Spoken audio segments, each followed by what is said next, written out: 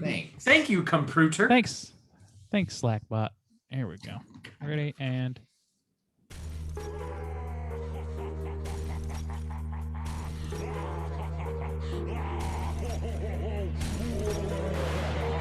It already lost. Yeah, we straight chillin', serial killing, pre-cold villains on the mic, got you reeling.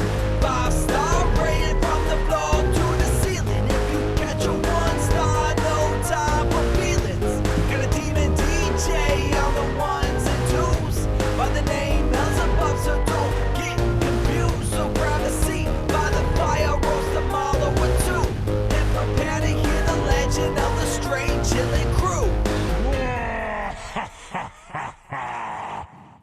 What up, nerds? Welcome to another eye-opening episode of Straight Chilling, the weekly horror movie review show where you chill and we kill, slice, dice, and chop up yet another horror movie. My name's Bob. I'll be your host for the evening. This is episode number 324, recorded on Sunday, June 20th, 2021, also known as Daddy's Day. Tonight, we're going to be talking about our final Patreon pick for the second quarter of 2021. The movie is Butterfly Kisses from 2018, and it was chosen by the one, the only Simon. Thanks for signing up on our Patreon, Simon, and showing us some love. Before we get into it, let me introduce everyone else on the show. First up, calling in from Washington, D.C., we got our boy, Randy! Hey! What up, dude? Hey! What's going on, man?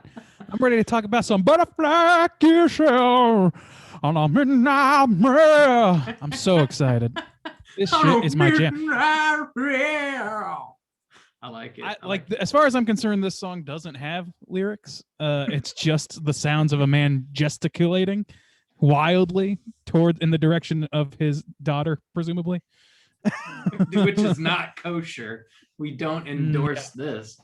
It's weird. Yeah, we're going to have a nice long conversation about that in a second, but I'll let you get back to your hosterly duties. It's what a lovely coincidence we're talking about this movie on Father's Day, and that song is sort of a lyrical nightmare. It's just a perfect situation for you, Bob, because as we all know, I have a daddy kink. Yeah, I'm not on record of saying that. That's not really that's not on record? No, you made recording that. is not record? No, you made I have a daddy kink. No, that's not Deep me. State's at it again. That's a sex bot. Sex bot called in, did that shit. It wasn't me. Last but not least, calling in from my immediate left, we got our boy Soju. What's up, man? What up, it's your boy. Walk beside the pony D. It's my first ride. Stain. That's a hell of a stain, dog. that's some fucked up. That's a stain that'll get you put in fucking prison. Yeah, you're going to jail for that stain. Diddy Stains is on the case. Hope it was worth it. We're gonna get arrested.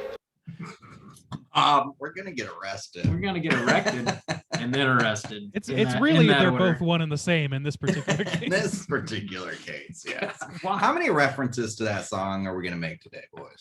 I fully intend to make this whole episode about that song. I'm not so talk we're about reviewing this song now. I know the bouquet looks fun. For some reason, it was requested that we review a song this week. So we all listened to it, watched the music video. We have feelings. We're reviewing the music video to Butterfly Kisses. Yeah, it's weird. The way the dude sings that song is like way too personal. It's Bob like in a Carlyle. creepy way. I don't know, Bob Carlyle. For those who don't know, this song is like it's like parent porn. Like it's what a parent wants. Like this will make every mother in the world cry within 30 seconds of pressing play. This was played at like every wedding in the summer of 1995. Yeah, and then again in like 2009 when all those little girls became adults and had fond memories of shit that I don't need to know about.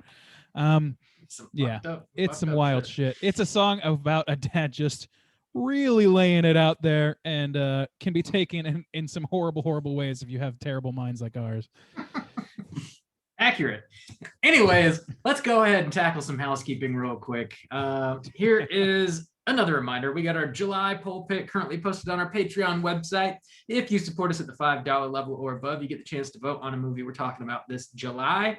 The theme for July is Hot Blood Summer, and the 3 movies to vote between are Independence Day, Jaws, Ooh. and I Know What You Did Last Summer. Bob, how are those numbers looking? Looking real hot, real bloody.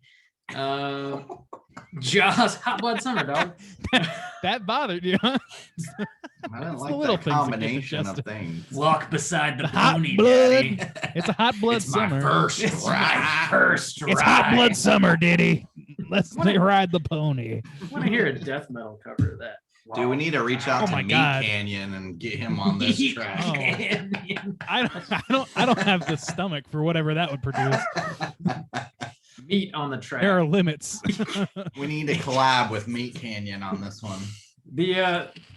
So Jaws is still in first place. I Know What You Did Last Summer. It's coming up a little bit. Independence Day is way on back there. Make sure you get your votes in before the end of June. We'll see what we're talking about this July. People don't want to talk about Independence Day on a horror movie podcast. I don't get it. That just doesn't make sense.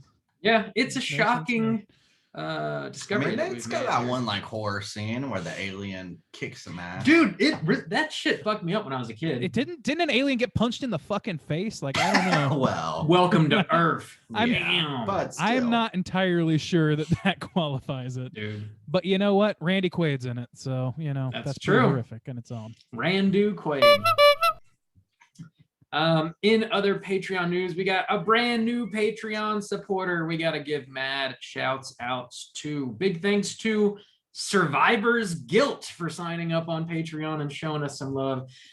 Your parents had a really Good Christian name. yeah, strange name to give you. What? How did they come up with that? I don't know. Regardless, thanks for the love on Patreon. And as is tradition around these parts, we owe you the straight chilling salute. This one goes out to Survivor's Guilt. Slap my ass. Slap my ass, Survivor. Yeah. One day somebody's gonna sign up with a name that is gonna be very incongruent with the slap my ass bump, and it's gonna be very uncomfortable for everyone. I'm calling it now. I can't wait for that day to happen. I can't Oh, wait. Bring it on. Yeah, well, if you sign up with a silly name, make sure that it sounds real weird next to someone saying "smack my ass." That's my only request. Murder my ass. Ugh. We got the only other bit of Patreon news, and this is a big one. We are reopening the You Pick the Flick tier for the third quarter of 2021. It's going to be opened on Sunday, June 27th at an undisclosed time of day. There's only going to be 5 spots. Just like every time we do it, there's only 5 spots per quarter. They tend to go very quickly. So you'll just have to check on our Patreon website throughout the day, and it'll open randomly, and grab a spot if you can. This is the only way you can pick a movie outright for us to review on the podcast. Again, that opens Sunday, June 27th at an undisclosed time. Yeah, we're just reviewing a song this time. So thanks, Simon. Thanks for that. Yeah. Juice, do you have any news? My house is clean. Squeaky clean. Yeah, I think so. Last thing I want to touch on is, again, one final big thanks to the squad that hung out this past Friday for our Joe Bob watch party. It was the season 3 finale. So we're done with Joe Bob for a little while. It was a solid season, 10 straight weeks. We had a decent crowd every single week. It was a lot of fun hanging out with you guys. Look forward to doing it again in the near future. All right. I think our houses are clean. All right. This house is clean. And we're getting into the main event. We're talking about butterfly kisses, and we're kicking it off with the back of the box. What's on the back of the box? All right, so in lieu of the back of the box, obviously you're going to be reading the lyrics to the song, correct? Bob, do you have this box? I don't have this box. This does exist on the DVD, I believe, so you can pick it up on. I was But wondering. it's not worth your time. Well, it was also conveniently on Tubi and on IMDb. You can watch it with commercials, so easy to find. Let's get digital media, On Vudu huh, as Bob? well, for those Never. who go that way. Also on Vudu. Let's get it. Randu says Voodoo can do. Butterfly. That's an amazing headline for something that doesn't make sense. It makes perfect sense. Butterfly Kisses from 2018. This was written and directed by Eric Christopher Myers. Runtime is a tight hour and 31 minutes. Plot synopsis is as follows. A filmmaker discovers a box of videotapes depicting two students' disturbing film project featuring a local horror legend, the Peeping Tom. Gentle Mangs, had you seen this movie before? And would you recommend people check it out? Randu, how do you do? You know, my first experience with this was riding around in my mom's minivan, and about, I don't know, 15 seconds in, she just starts bawling, and I'm not able to understand. I'm too young to understand. So yes, I've experienced this song before, but in terms of any film adaptations thereof, no, I was not aware of their existence, and this is my first time watching it. As far as recommendations go, I'm honestly not sure. I kind of want to talk about it. Yeah. I don't know that like I would recommend against it necessarily. I'm not anywhere near that point, but it might be a difficult movie to recommend. I think that if you like found footage, if you're down for underground lesser known films, and you're down to watch things that are, a little bit experimental, then you'd probably get something out of this. But otherwise, I'd have a hard time recommending to general audiences. I kind of want to just talk about it and get my teeth into it to know more about that feeling. Gotcha. All right. Juice, what about you? I was not aware of this film until Simon's voicemail that he dropped and was kind of mentioning it to us. And then I kind of looked it up at the time, and I had forgotten, even when I started watching this, I forgot it was 2018. And I was like surprised to then kind of like look into this movie a little bit and be like, oh shit, 2018. I would recommend this one. It's a very interesting movie. I think it's one that's definitely under the radar. Like, we didn't even know about it. It's recent, and it takes a couple different subgenres and in a way mixes them. It pays tribute. It's obviously a little bit of a love letter to found footage, but then it's also got this like a documentary style element to it as well, and some other things, folklore based. I don't know. There was a lot of interesting things going on. I do think it's a pretty underrated, or I don't know, like just not well known. I would like for more people to know about it. Mm-hmm. So then I would recommend it, because I think this probably does need a little more attention than it just has in general. So yeah, I'll agree with that too. I think that's fair enough. Yeah, I'm glad I could sway you, Randy. Already swaying him. You did. Way to sway, buddy. I'll sway stains tonight. Rob, yeah. Have you seen this? Would you recommend? This is a first time watch for me, just like you guys. I'd never heard of this before until Simon started dropping the name. He was able to grab a spot on our U-Pick, and we slammed our eyeballs into it. I'm glad that he chose this. I'm glad that he made us all aware of this, and hopefully some people listen to this show and even more people get to check it out, because I feel like I've never heard anybody mention this at all, and it's sort of crazy because it's a decent flick, man. It's sort of like when it comes to found footage as well as like zombie movies, like we're just so inundated with them that if you're going to make one, you got to really add some originality to it, something that like the rest don't have to make it kind of fresh. And this movie kind of does that. I don't think it fully does, but I think even if you are among the people that are like tired of found footage movies, I don't necessarily think you'll throw this on and be like, oh, fuck, another found footage movie. I've seen this a million times. It has sort of a fresh take. I think so. I would recommend it. Slam your eyeballs into it. It's easy to find, and spread the good word about Butterfly Kisses with your daddy. So it seems like a midnight recommend or whatever. Overall, right? Yeah, With your ditty at I have a midnight? daddy kink. with your ditty at midnight. Just really start talking about that to all your friends, Or with your ditty stains tonight, pop on the old straight chillin'. mm-hmm. Let ditty stains guide you through Butterfly Kisses. Let's get it. through your first ride. Yeah, let's go ahead and drop that spoiler warning and get into the rest of the movie. Here we go. Spoiler warning.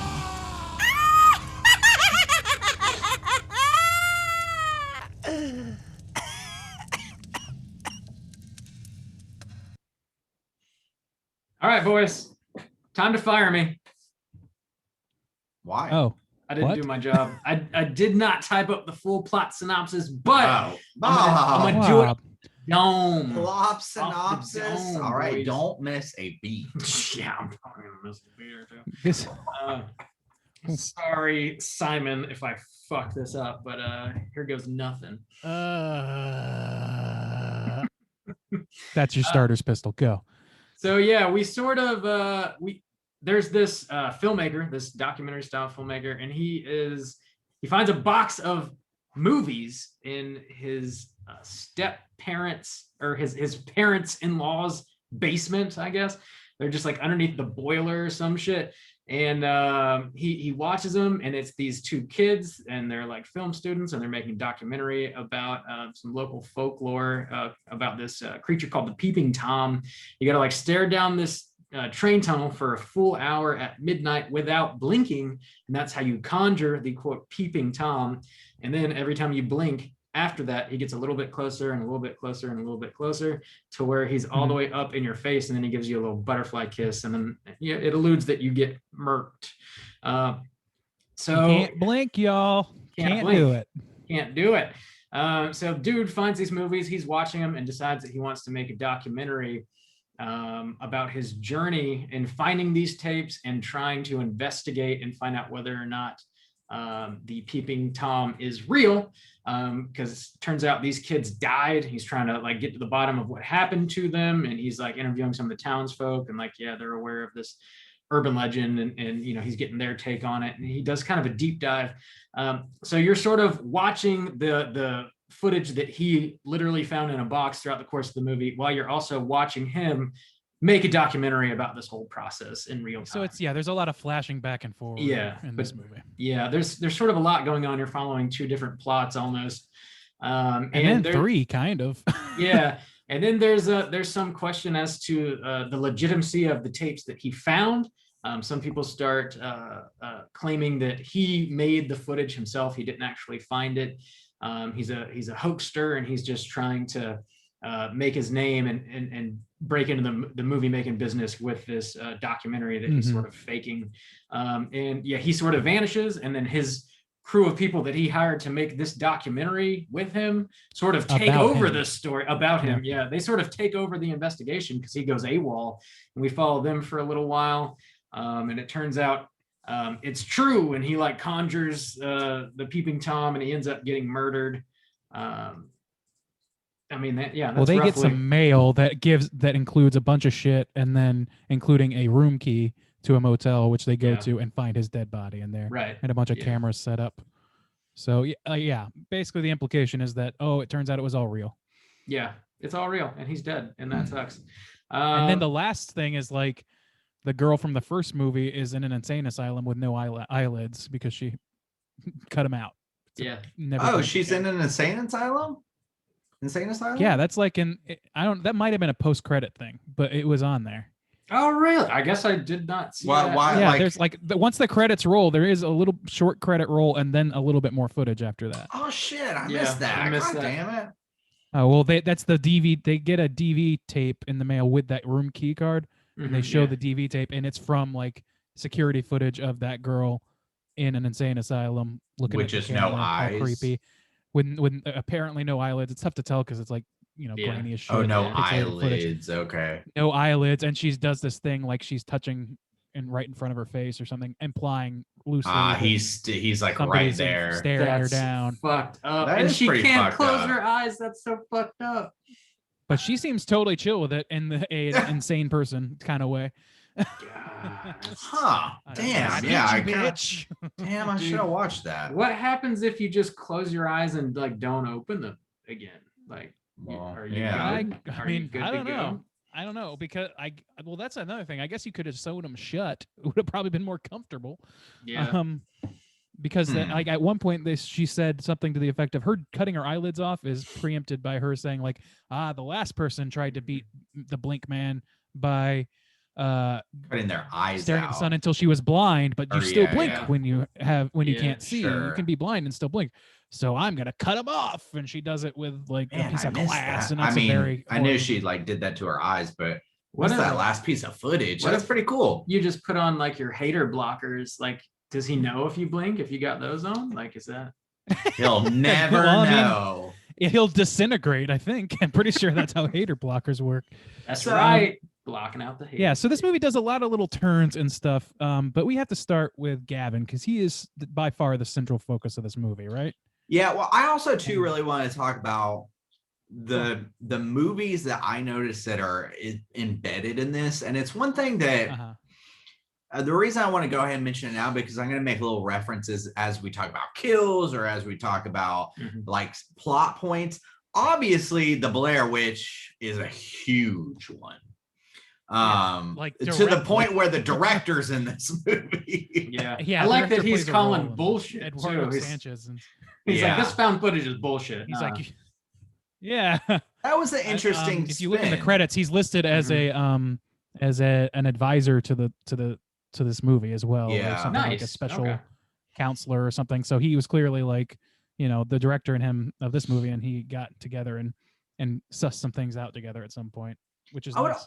I would also say it's got elements of like I was reminded of The Ring for a couple different reasons. The videotape and like having something attached to a tape, and specifically that last scene of Gavin where he's found in the hotel room where they do those quick like flashes. It reminded me of that first kill in The Ring where they're talking about the girl and you get that quick flash of her like in the closet or whatever. That's I think Spooky that was Jaw girl. Yeah, borrowed from that. But then you also have elements of things like maybe like the Mothman prophecies or like the fourth kind, things like that, where it's kind of documentary style, kind of found footage, but it's about this folklore thing. Like, are there aliens in this Alaskan town? Is there really a Mothman? Like those kind of things. So a couple scenes reminded me of that in the documentary style portion of the film. Those are the ones that like stood out to me. Was there anything else that like y'all thought like, man, this is really heavily influenced by this? This movie in particular gave me very strong, by the end of the movie in particular, I had very strong connection to The Last Exorcism. I don't know if you guys have seen that one. I think Rob, you've definitely seen it. Yeah. So I don't want to spoil that movie. I might have to in order to properly talk about it, but I'll try to dodge it and I'll warn before any big spoiler. But suffice it to say that movie is also set up like documentary style. It's done more of like you're following this preacher around who's a huckster. He's actually leaving the faith and he wants to show how a fake exorcism is done. And so he takes you to this situation where this guy, dad is called in, his daughter supposedly needs to be exorcised, and it gets out of hand. And that's sort of like the crux of that movie or whatever.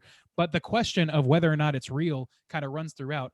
And I'm not like, without spoiling the ending, I've heard it argued that like there's two possible endings, right? And I'm not going to tell you which one it is. Either it's real or it's not. And that's what this movie outright states that about itself.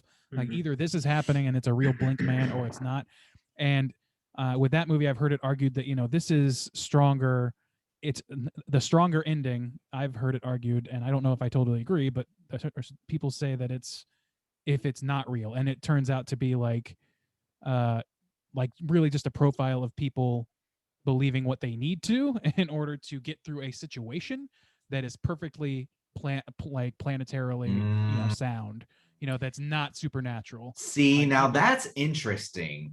Because where I thought this movie fucked up, just because you mentioned that, I was going to wait till much later to kind of mention this.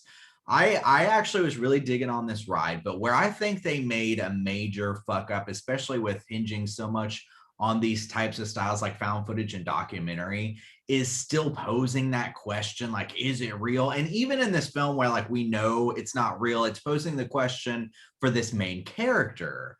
And I actually thought it would have made it a lot stronger if the student tape was not real, but that guy believed it, because then you turn it into this character study, like you just said, of this main guy, Gavin, because we as at no point as an audience member did I think any of this was real. So I feel like that made it kind of weak.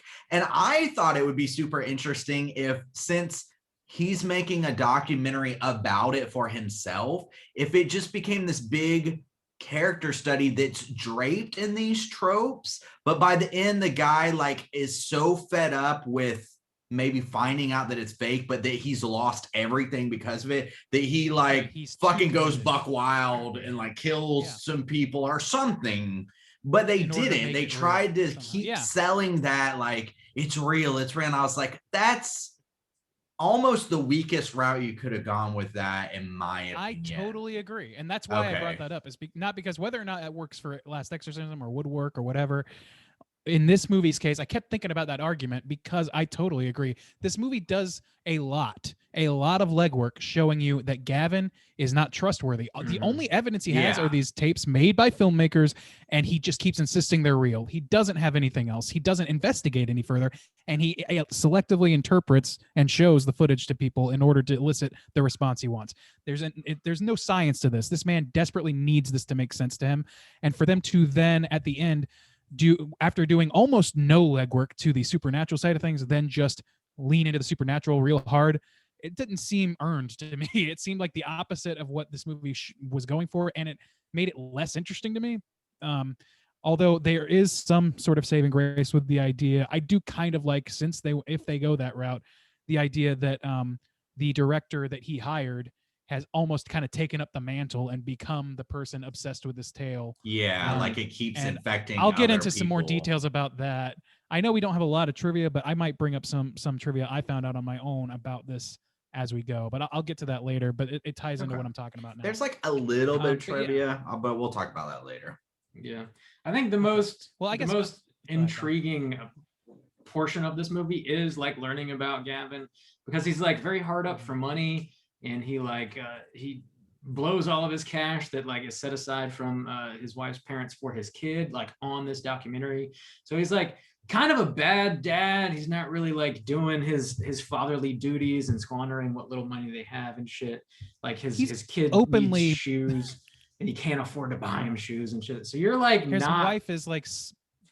Sorry, go ahead. No, keep I was interrupting you, gonna sorry. say you're like not really on his side, but that's like the most interesting thing about this. Like I love the bit of the folklore too, just because like I generally am interested in folklore, and that this movie like builds its own folklore, and that's pretty cool. But it the way it's built feels like kind of flimsy. Like you have to keep your eyes open for a full hour. That's insane. Nobody can do that. These kids are like amateur filmmakers. You're like not really trusting what they're doing because they don't know what they're doing either. They're like kids, you know, but. And they don't seem genuine, do they? They Like, don't really know. It's got this strange feel to it. And like even one of the kids is like potentially not being truthful to the Sophia. to each other. Yeah, because like he needs to win some award or something, you know, some like filmmaking award. So like there's even some distrust amongst them that we When come then to find she out even about. becomes untrustworthy. Yeah. Because she Yeah. like has this reputation to kind of uphold. She's got a project to, and I think that's a problem like with the route that they went, is because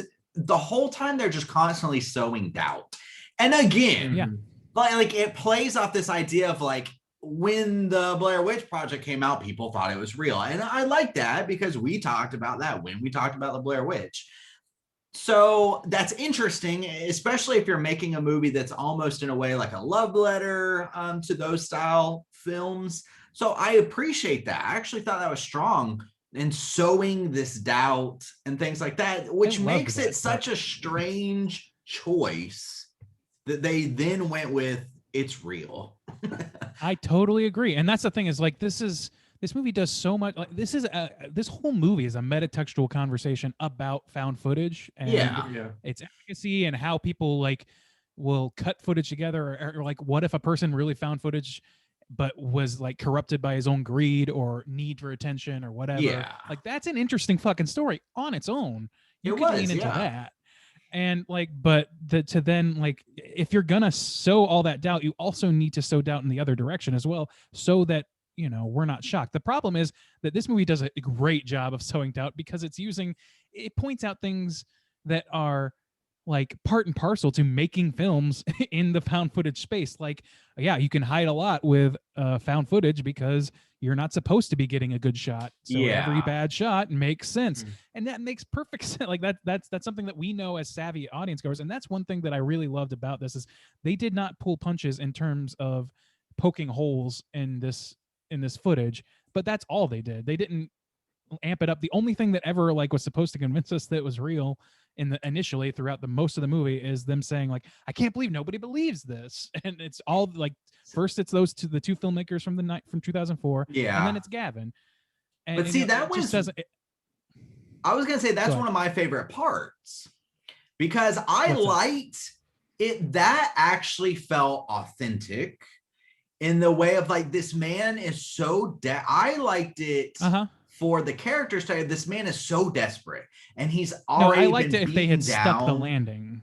Yeah, and I just like to watch it all in rally because it's like if you just he's such a like frumpy kind of guy. It's easy to see why like nobody takes him seriously. So I thought they sold that well. Like even when he first comes on the screen, I was like, this isn't even a great actor. And that just helps build that character as somebody like you doubt. And when you understand why these people are just thinking he's a joke, thinking he's a fraud, and it just drives him further and further down. And I thought that was brilliant. I was like, I think that works, but it only works if it's not real. Yeah, and that is the problem. But I still liked that journey though, because I was like, man, you kind of feel bad for the guy, but then you're also on the end of being like, yeah, this guy needs to just admit that it's fake. He is involved in this. He's trying to sell the movie. It's like when you catch somebody in a lie, like I didn't fart or something. You're like, motherfucker, you farted. Like, it's no big deal. Like, if you turn it into a joke, like you'd be a lot more positive. It's kind of got that feeling where he just like doubles down and triples down and he's already been beaten. So you're like, he's just aggressive. He's an aggressively unlikable protagonist too. Yeah. Like, that's the other thing. It's like they do no favors for his case by making him unlikable. And that's what makes him, like you said, it's interesting up until the point where they subvert that. And then it becomes like, oh, well, I guess Gavin, the moron, is vindicated now. And that's like, that was a disappointment because so many like that element, which carried us, 75% of the way through the film, I was really enjoying. I also really enjoyed the student portion footage. I don't know. I thought that looked and felt great. And they even kind of kicked the movie off with that. And when I thought that the movie was going to essentially be like a Blair Witch kind of love letter, I was about it because what they were showing me looked pretty good. And I was like, man, I thought they captured this student film essence pretty good. I like those portions. I would say here's the thing is like found footage for this movie is talking directly about found footage as a genre and it's doing it in a documentary / found footage style. So it's steeped in this shit. But then you get things like the problem or one of the issues with found footage in general is that every time a found footage movie is successful, it kind of makes it harder to make a successful found footage movie because audiences get more savvy. They, we're not everybody is tired of the question of why is this person filming, and they talk about that directly in this movie. It's really fucking interesting to see a movie do that, and I think it would have stuck the landing better if they had held that as true. You know what I mean? They did all this work to make I don't want to harp on the ending much more, but like it was so interesting to see them be like talk about that directly to sow doubt in this thing, and that led us by the nose to thinking Gavin is just a fool who is doubling down and selling out his kid's future in order to maybe make it big with what he sees as a winning lotto ticket he found at his step parents' house or whatever, his parent-in-law's house. I think that's the interesting story here. But then like to have it kind of like subvert itself at the end, it just kind of did it no favors is the problem. And I keep going back. I can't stop. I had kind of a question when I was watching this. Like as the movie unfolds, we are treated to more and more of the footage that Gavin found. And he goes to like this group of like paranormal investigators, or like he invites them all to watch some of his footage. And he shows the them most Baltimore crowd I've ever seen in my life. he shows them some of the footage, but it's the scene where like the peeping Tom pops up at the end of the tunnel, but he has to like zoom in really hard to like show it. And it's like, you can't really see anything. It's not very convincing. So they're very skeptical. They think he's a shyster and he made it himself. They don't believe him. But he has like so much more convincing footage than that he just doesn't really show them. And I But he wonder wants to hold why. it back. Yeah, like the freaking girl cutting her eyelids off, or the kid getting murdered when the peeping Tom jumps up in front of the camera. Like, there's just so much more convincing stuff that he finds like a news story about that teenage kid's death. He could have like showed them that, like, this kid really died. Here's the proof. Here's the news story. Well, that's something I was confused about too, because at the beginning of the movie, he says he can't find these people. He can't find the university. He can't find any Professor. things of their death. Yeah, the professor, like the kids' names, their deaths. And so, but then there is footage about this kid's death, and this girl does exist. And it really doesn't give an explanation for why this professor wouldn't be able to be found. Right. And exactly. And the only person they're able to find is the weird Maryland author. Yeah. Or whatever. Yeah. And Gavin is like unbearably aggressive in that interview. He as really a is. character. So It's a desperate. totally Yeah. pointless interview. Needless to say, Gavin has no journalistic integrity with this. He just needs it to be true. And like I said, that's the interesting thing about it. But jumping back real quick to the performances of the kids in 2004, I didn't think that their performances were convincing. I didn't think that the effects were very convincing. And I think up until the twist or the reveal, that worked to this movie's benefit, because that showed to me, like, if this is all fake, this is Gavin losing his mind over something fake, because he cannot see the alternative. He won't see the alternative. But then once you reveal that it's real, all their wooden line readings and things like that, and really dumb effects that they literally pointed out how they're done and how dumb they are. Like, all of a sudden, all those things they even said at one point, it's easy to hide things, like, these are easy tricks you can do to make things look real that aren't. You can do it easy digital trick. Yeah. If that's what they're doing, then that works to this movie's benefit. But if it's not, and this is a real thing, that the ghost is just pretending to be stuff in the film that a filmmaker would do, like, that doesn't work as well. And that, I don't know. I keep going back to that. I don't want to down on that so much, but it's just so pervasive. It's such a big problem. I do agree with what you guys are saying. Basically, if they would have had Gavin go nuts and, like you said, Randy, like kill, like the switch flips in his brain, he starts killing people himself. Like, what if he ended up murdering his documentary film crew and then framing it to make it look like Peeping Tom killed him, to bolster his story and make it seem real? I totally thought. Or even I thought it would be funny, or again, because it's the irony, and again, it's this character study of that he starts killing people, and the people who make it big are the documentary crew, who are literally just that would have been fun, like again everything that he wanted, because that's almost what you're doing in this movie. You're like, stop lying, Gavin. If you just had just a smidge of social personality or just intuition, that if you didn't fight it so hard to make people believe this real, if you just sold it as a movie, then you would be fine. Eduardo says that exactly to him. Just sell it as and a Eduardo movie. Sanchez is famous for purporting something to be real that he then revealed is not. Yeah. Like, he broke all that down. It was really interesting to see that happen.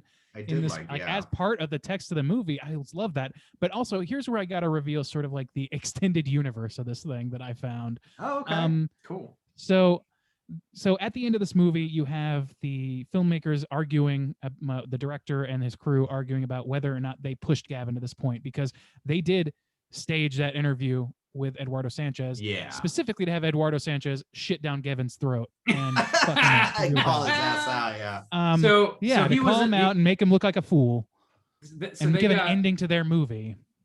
You're talking in context of the movie, not that. Yes. Okay, got you.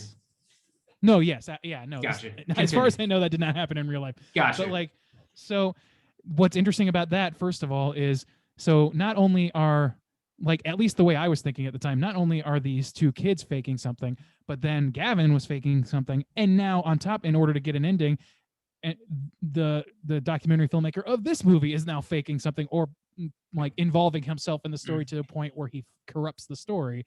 And I think like it's like, oh man, this is such a cool cyclical thing.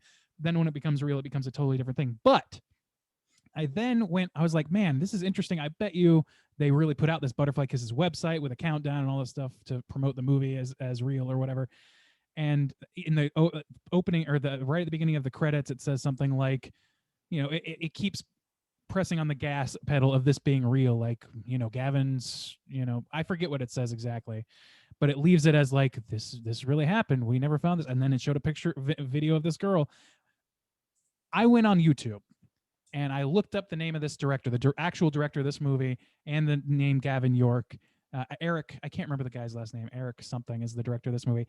And he appears, there's 2 videos of him appearing on what appears to be a like a public access show with an author of some kind, and then the parents of Gavin's wife. And I didn't watch all of it. I watched the second half. There's 2 videos, and it's like one half, the other half. But basically, they are all accusing Eric of staging a bunch of stuff. And you know how we don't see Gavin's face in this last shot? They're accusing him of staging that and potentially killing Gavin as a way of ending his movie the way that he ended the movie.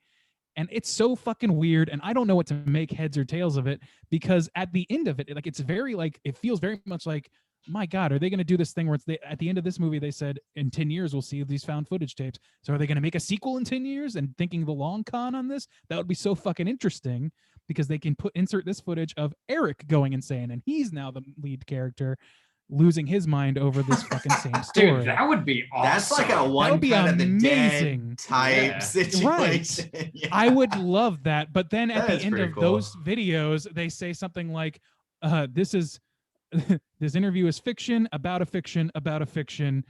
And all were similarity to any people living or dead are not true, with the exception of Eric. Fuck that guy. April Fools. I don't know what to make of it. Maybe it's just something for the cast and crew. April Fools. I don't know, but they put a lot of lore out there that really did kind of make a kind of sense and made an intriguing continuation. So I kind of want them to make another movie in 10 years. Well, that's something I'm going to talk a little 7 bit years in or whatever. trivia about like the folklore and stuff like that. But that is very interesting. And that's why I got frustrated with the ending, because to me, this was crafted with a lot of care, in a certain sense of like appreciating the subgenre of and that's why I said I was digging on the found footage portion, not because I believed it or because the actors were doing a good job, but because it felt authentic and it felt fun too. I liked, them interviewing kids on the street about Peeping Tom and getting this lore. And I found it all very fun, and not in like, I'm believing this, I think this is something that exists, but in they're doing a really good job with this kind of way.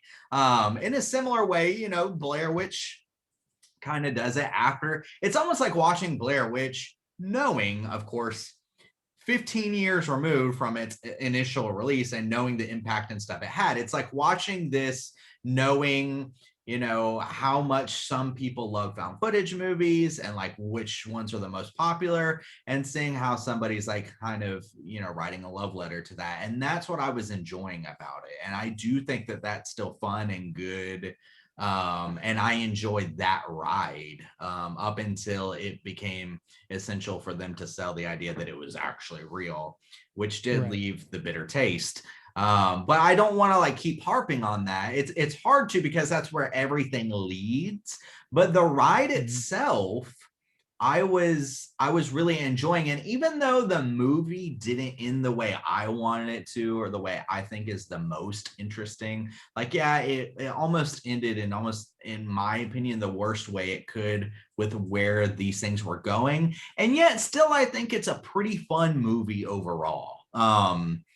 It's just, the problem is you have a harder time putting it in a kind of compartment when you do that, because it does split itself up, and you think these splits like have a purpose. And then when they ultimately kind of don't, then it's like, well, what really is this movie? and why did they make it this way, and becomes confusing. But I still had a fun time. I was intrigued. I like the journey. I like the folklore that's infused in it. I like a lot of the styles that they use. So I don't want to just keep harping like, yeah, they made the ending bad. Yeah, they took this wrong direction, because they did.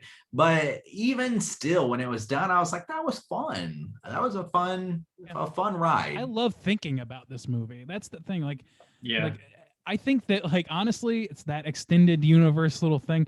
I hope that that's a thing, and I hope that they go on to say, because part of that discussion completely validates the movie again to me, because what it's saying is that what we're not only, like, Eric is now not only in total question about what is being presented as a character in his own movie. And so we can have a story about that. He's not only did they say that he was involved with the death of Gavin, they were implying that, but to get there, they also said, well, we saw you had a test cut of this that we got our hands on, and you reshot some of these things. You didn't actually have cops at the door of that motel, did you? You didn't. Those were not real cops. Was that really Gavin, or was that your friend? And he's like being real cagey and real weird about it and everything. It was, to me, if you then follow this movie up by saying, yes, your instincts were right, all of this was bullshit, and it was one after the other psychotic filmmaker cascading onto each other to form this lineage of people desperate to get that next big hit and desperate to get that money. I would love that, because that is like playing the game that I thought they were playing on a much higher level, that I got suddenly disappointed by what was the ending of this movie. The problem is I have to judge this movie on its own. So I don't know that I can really include that until it becomes canonically part of the story. So for me, for all I know, it's just an April Fool's joke for the cast and crew. It was uploaded like 2019 or 2020, so not like pretty far removed from the story that we saw.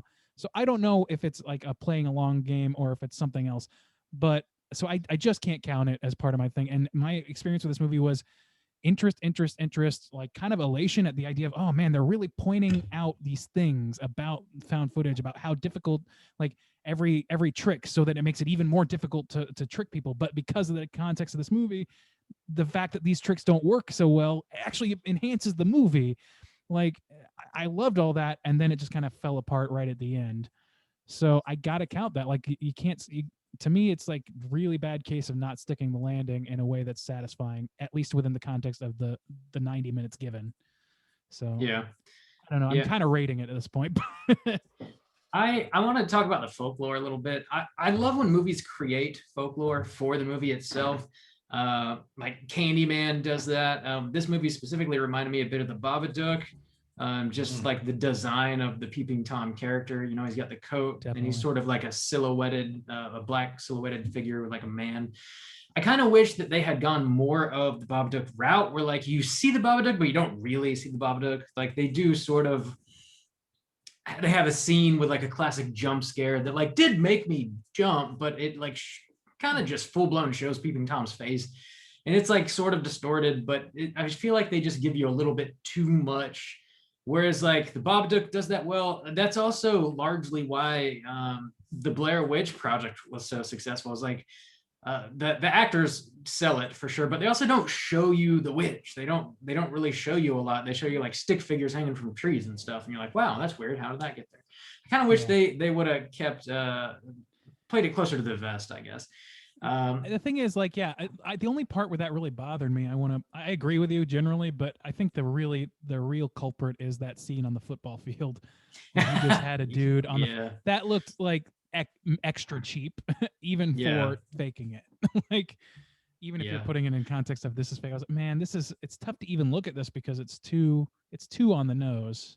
Yeah, it was too, like, I like the idea that this kid wasn't really scared and he was about figuring it out. And it's like, oh, well, just put it on the football field. There's nothing to hide behind. I like, oh, that's clever. And again, it's so hard when they were explaining, like, why is he just getting in front of the camera every time for, you know, to make this effect work as if, you know, this were faked. I liked that because it was like, yeah, this is fake, and that is why you would do it. And And it looked kind of interesting enough in a fake way. And that's the thing, is like when you're selling the fakeness of it, then it's works. clever and quaint, and it's like aesthetically fun. But yeah, And it but then adds when to you're the realism, which is what the found footage is built on. The yeah, bedrock of yeah, realism. yeah. And that actually, good call on the Babadook, but that was another one when I was watching, I was like, man, this is another influence. And I think that's maybe it was fun to watch this movie because of those things, like, oh, the Babadook, or like, oh, the Blair Witch, or oh, all these things, but also hurts this movie too because they didn't take any kind of new route. It ultimately feels like there's nothing particularly new about this movie. It just feels like it's really just a lot of borrowing from other things, like this Frankenstein. But It's meta. it doesn't really do anything new because it didn't go the interesting route, because it didn't try to go anywhere else. It really was just like, I like this movie, I like this movie, I like this movie, and I'm going to kind of tie all these things together in this one piece. And so then you're left with like, okay, like, it's just, then it just becomes like, okay. I think it does a little bit of something fresh in that the movie that we actually are presented is a documentary about finding footage, like literally finding footage. So it's like kind of a slight spin on it, but it's not like a mind-blowing, like, whoa, how did they ever come up with this? But I like that freshness where you're like following this documentarian through his journey and investigating. Whether or not you like the ending is up for debate for sure, but that felt fresh to me, at least. I can't recall necessarily seeing that before. I think everything but the ending felt fresh enough to me. Well, actually, and the folklore, because to me, like, I like it when people bring their own folklore to the table too. But it was so underbaked as opposed to the other parts of this movie that I wasn't super into it. Like, generally, I'm not interested in the Blink Man as a character. I'm not, like, they don't even give a like at least the fucking Blair Witch had like some sort of lore, like you heard stories beside like origin stories, you know what I mean? There's no origin story for Blink Man. He's just a dude who shows up in the cavern, like, or in the train tracks. It just felt too underbaked for trying to sell it as scary beyond a jump scare. What was actually scary was the idea that somebody would sell his whole family's future down the river in pursuit of something that he is consistently being told is something that's meant to trick him.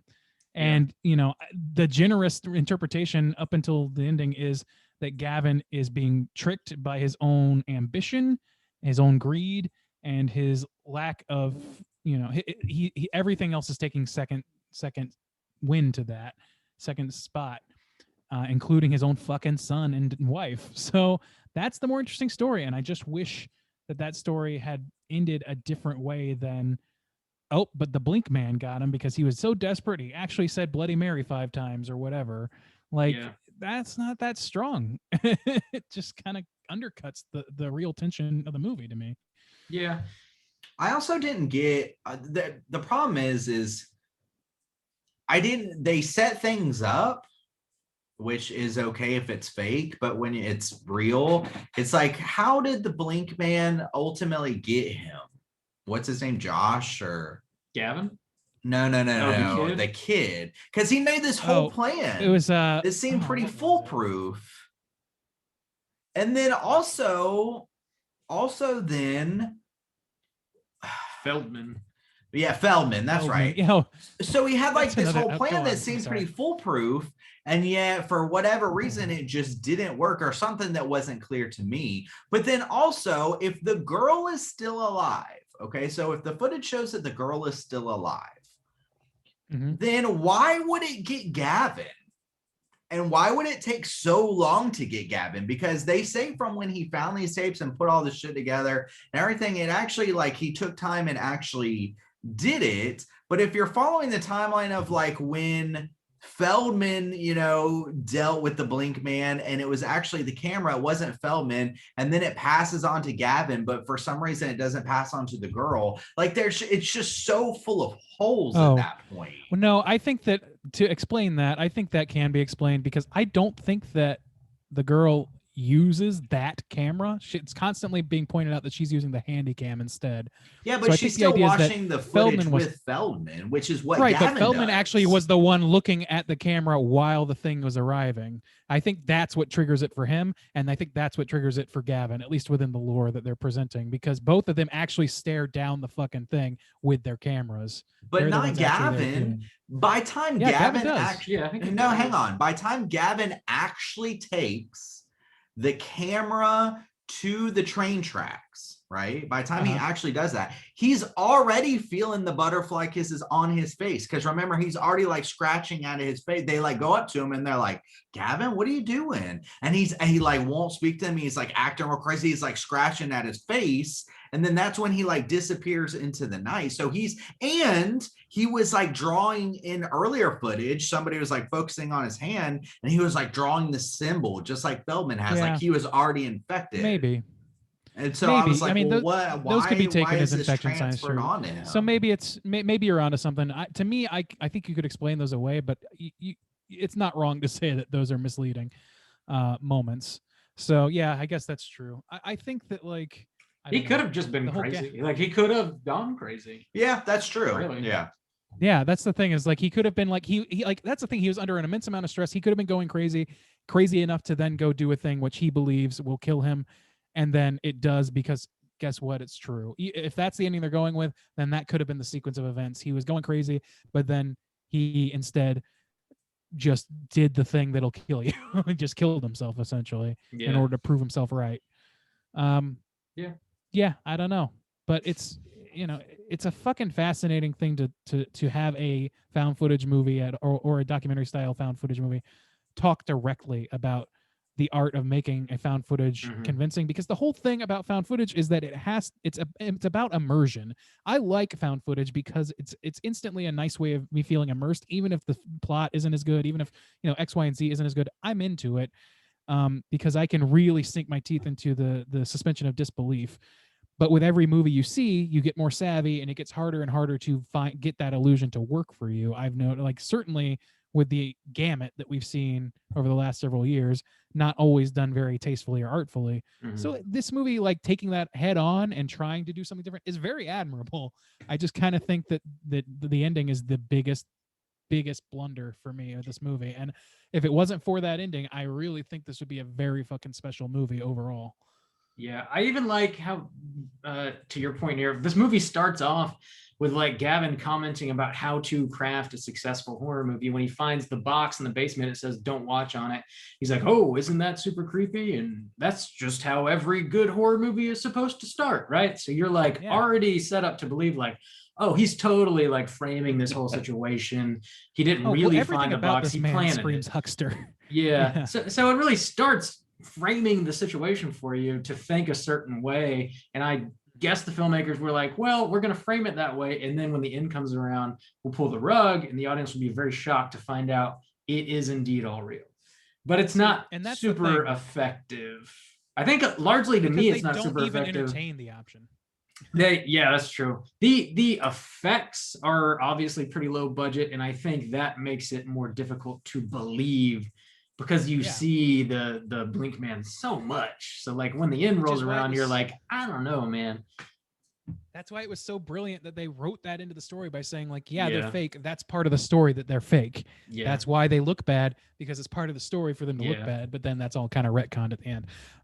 I totally agree. I don't know, man. To me, that again goes back to Last Exorcism. Whether, again, I'm not going to say what happens at the end, but they show you multiple avenues of belief. Like there are different ways you can interpret the events as before you get to the ending, and it leaves you in doubt up until that point. There's no doubt left by the time we get to the reveal of this movie.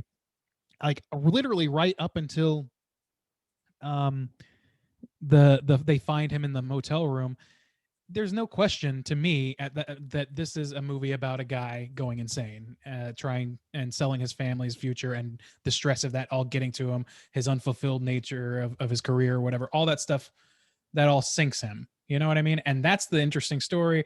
But right at that moment, it's like, oh, they're playing this straight. And then they have go the full game all the way down the line and have the eyelidless girl in a fucking insane asylum. It's just, it's just not. It undercuts the movie itself to me, and it undercuts it makes all those blemishes that were working in its favor work against it again, and it just spins the whole thing in a negative direction. I can't keep harping on this. I can't. We gotta land the plane. Is there anything left you guys want to touch on before we rate Butterfly Kisses? No? All right, we're doing it. It's a deeply Baltimore movie. We're doing it. Out of 5, Juice, why don't you kick us off? How do you feel about Butterfly Kisses on your daddy's face or whatever? Oh my Lord. Right on his face. Don't do that. So I want to say thanks to Simon for having us check this out, because it obviously wasn't on. Looking at fucking Bob Carlisle on my phone. Oh, I'm behind the scenes. Look at this fucking dude. Look at this. I want to butterfly this again. All right, sorry, continue. I want to say thanks to Simon for making us, or for picking this movie for us to watch.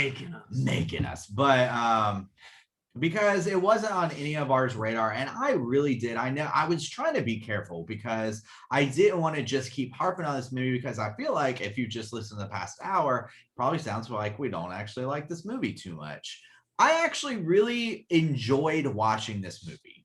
I don't particularly want to watch it again because I know kind of the actually, maybe I'd be okay to watch it like one more time, and from that new lens be like, okay, they're selling this as ultimately it's real. That might be intriguing. But when I was in it, I really enjoyed the ride. And like Randy said, I've enjoyed thinking about it since I watched it.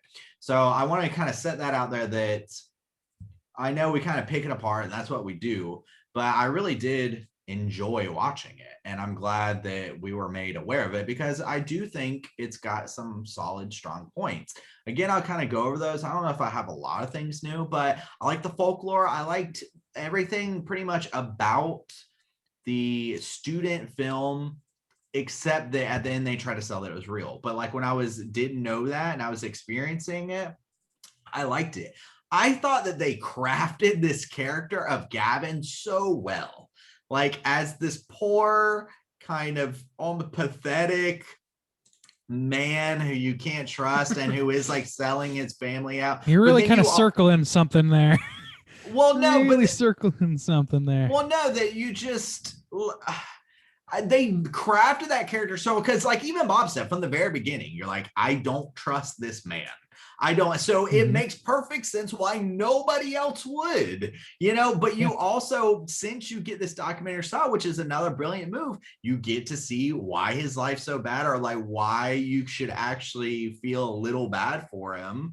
But you also see that he kind of brings it on himself. So I just thought that was crafted really well, that character, because I never liked him. But then I was like, oh, I'm not supposed to, for what they're mostly selling for this movie. So in that way, I think that they crafted him, even like his clothes, his crazy checkered hat that he wears. It's like they have crafted this character so well. I just thought they did a great job with that. Let's see, what else did I like about it?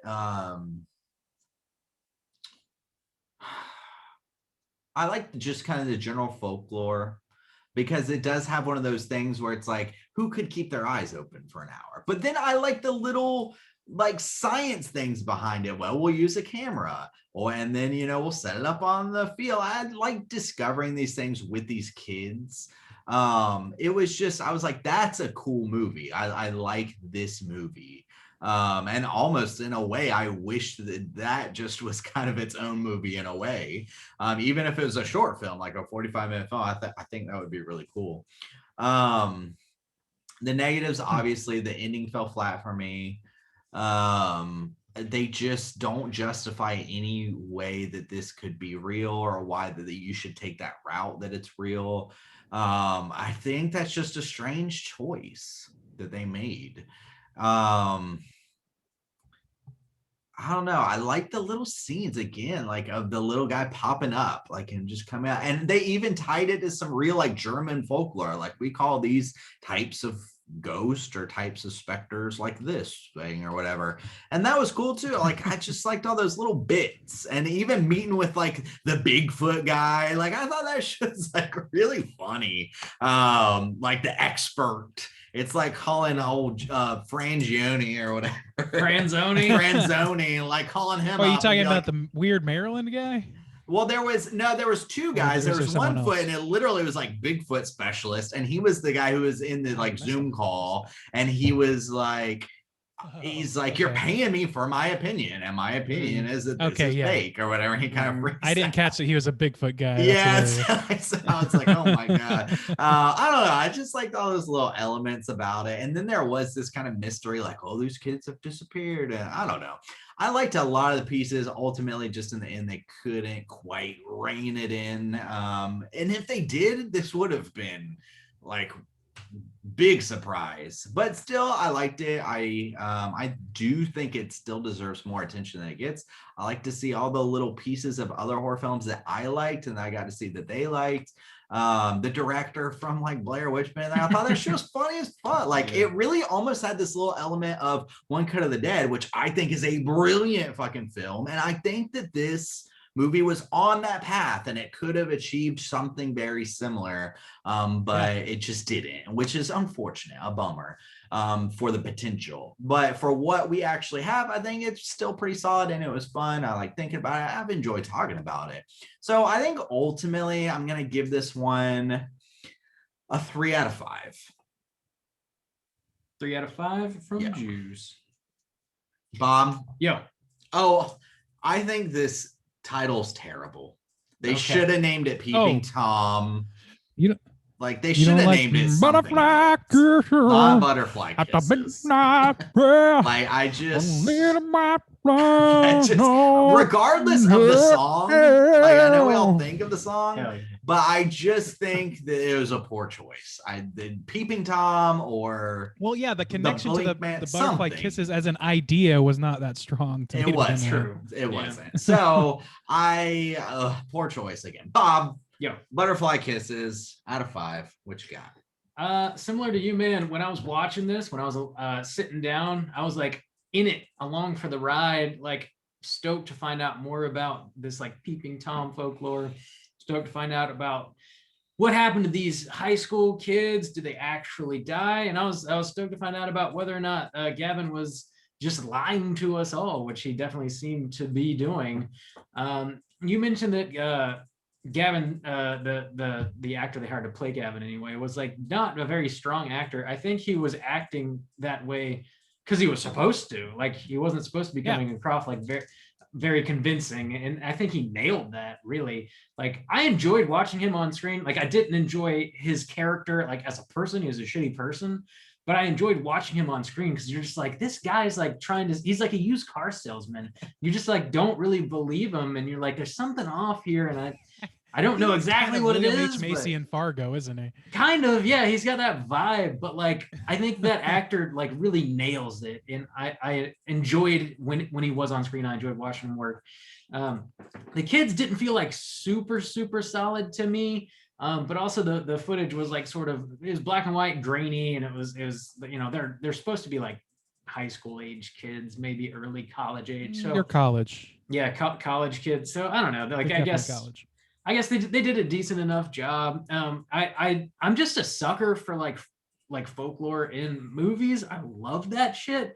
It's like, tell me to stare down a tunnel for an hour and this dude's gonna pop up and come murder me. Like I'm all about that shit.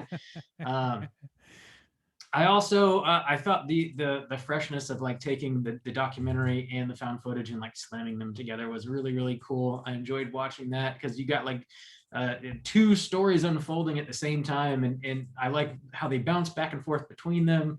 It keeps the plot very fresh and interesting. I love the like random cameos, like the dude who wrote all those like weird insert state name here books, like just happen to be on there, like for no real reason. Like his character doesn't even really add that much, but it's like, hey, it's that fucking guy. I remember those books. It's just like kind of neat to see. And of course, Eduardo Sanchez popping up and like just completely shitting all over the found footage stuff was just hilarious. You know, for him to call bullshit it's just very funny. It's very comedic, very self-aware. I also enjoyed the scene where he goes to talk to that radio host and he's like interviewing him, and he's like trying not to have like a bias, but eventually people start calling in and they're calling bullshit that it's fake, and then he just lays into them anyways. Like I don't know, I enjoyed all of that.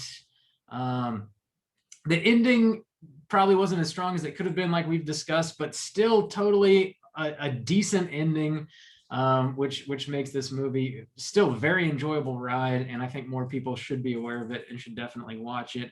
It's really easy for me to just start rolling my eyes when I'm watching a found footage movie, and I just really wasn't doing that here at all. I think it's a solid effort for sure, and I'm going to give it a 3 out of 5, similar to Juice. Randy, how you feel out of 5? Yeah, I have so many thoughts about this movie, and that to me is a good sign for sure. Like we talked about, this is a movie that I really want to keep talking about right now. There's so many things I could pinpoint, and so many new things that I'm coming across as I'm sitting here listening to you guys talk. I think that this movie is, I think it's really fucking fascinating. I think that the ending aside, it raises a lot of interesting questions about the genre, and to me, it really gives. It does kind of give a new approach, even if I don't think it sticks the landing with that approach. I kind of feel like this movie was written with the concept being, what if there was a sequel to Blair Witch where they interspersed this found footage with a documentary filmmaker who then went insane trying to like solve this issue, and then then the Blair Witch gets him, and that was maybe the starting point of this thing.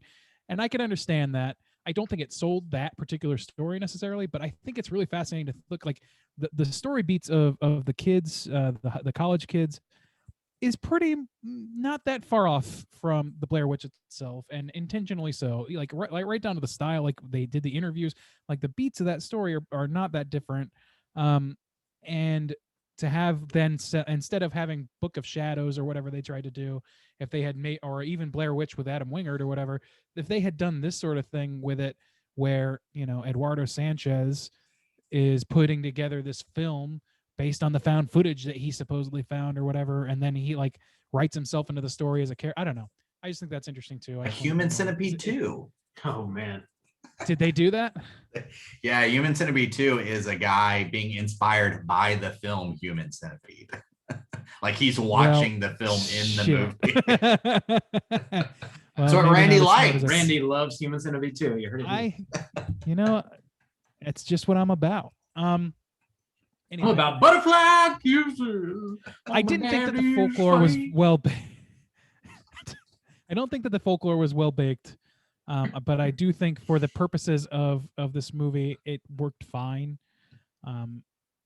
up until the ending. And like that's really the crux of everything. I think this movie, if you have a sequel to this movie in 10 years or whatever, then they can totally save this whole thing for me. But to me, this is definitely a labor of love. This is definitely this is written by somebody who loves found footage, who sought out like one of the progenitors of found footage and really built it out. And turned it into the thing it is now, and involved him directly and indirectly with his film.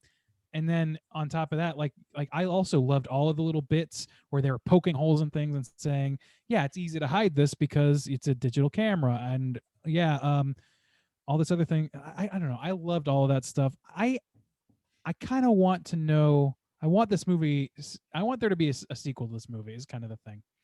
And I want those feelings of. I love this as a character study of Gavin. I even sort of started to be sympathetic towards Gavin when he's getting shat on by Eduardo Sanchez, because it seemed to me at that moment that he was like the weight of all of these fucking lies or all of these delusions were finally crashing down on him somewhat. And I thought that was fucking interesting. But, I just feel like the ending is the problem here. And if I could, alter it, I would. But given the movie that we've gotten, I'm going to give it a 3.25. I feel like my interest in this movie growing, and I'm going to probably maybe watch it again and then look at some more of this like extra stuff, maybe more interviews with Eric Myers, the director, and just kind of see what his take was on it.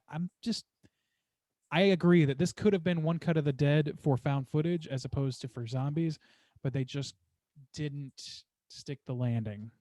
So with that, I'm going to go 3.25. Nice. It Follows was another one I thought that yeah. was kind of an inspiration for this one. Also, Bob's line, the reason that was cracking me up of Yeah, butterfly what's going on kisses there? on my daddy's My face or daddy's whatever, is that would be the man singing about doing it to his own, which is really just Uh, Oh, interesting. European style. Well, you never butterfly kiss your daddy, and I dude? just couldn't stop. it's thinking Father's about Day, it. Soju. It's Come on, cracking- give your daddy a butterfly it's kiss. Come on. cracking me up. You never Oh, stood man. beside the pony while your daddy took his first ride, dude? Oh my god, that shit was cracking me up behind the scenes. I couldn't Ride stop me giggling. on a pony, daddy. It's my first ride. Daddy, don't cry. Oh, if falling I done wrong, I must have done something right. God damn. I must have done it. Love in the morning. Butterfly kisses at night. Mixing it with the scat, man. Butterfly Yep. kisses on my daddy's face. On my daddy's face. Randy's got Nope. 3.25. That's going to put our aggregate at a 3.1 for Butterfly Kisses. And we're going to jump right into our Rotten Tomatoes segment, see what the critics and users think about Butterfly Kisses. Here we go. Certified. All right, This ladies little and gentlemen, parent this is porn. Nothing wrong with that. Parent porn. yeah, This is porn for parental parents. pornography. This is porn for good parents who want to be good parents. On Diddy's day. That fucking pony line On really Diddy's freaks Day. me out. I'll be honest. Dude, okay, this song, if you listen to the whole song and just imagine what Becky would say about it, Dude, you're gonna have a bad time. yeah. Let me give a couple lines here. since Whatever we're you're bringing it up. imagining, it's man. so much worse. just Um, weird. It's a weird song. All right, Randy, what are we It's just- doing here? It's fetish shit, bro, and that's no kink shame, bro. True. Whatever. True. There's I have two a things daddy kink. There's two things I know for sure. She was sent here from heaven, and she's daddy's little girl. Jesus Christ. This is. Are we fucked up or is the song fucked One up? part woman, the other part girl. God damn. As I drop to my knees by her bed at night. No. Fuck. All right, let's get into. Let's get. Oh, my daddy's face. Let's get it right. Lift my asshole a little bit. I hope not. I hope not. Oh no. It's my Oh, you shouldn't have said that, Matt. That was French your boy Heidelberg from the Oh, Your was boy it Heidelberg. from the I daddy's can't keep mouth them right straight there. anymore.